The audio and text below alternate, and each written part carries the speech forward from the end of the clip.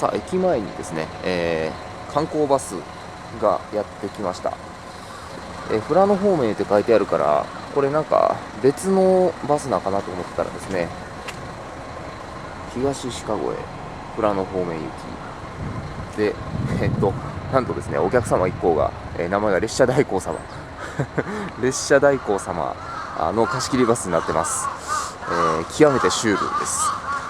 これがどうやら8時発のですね、東鹿越行きの代行バスのようです。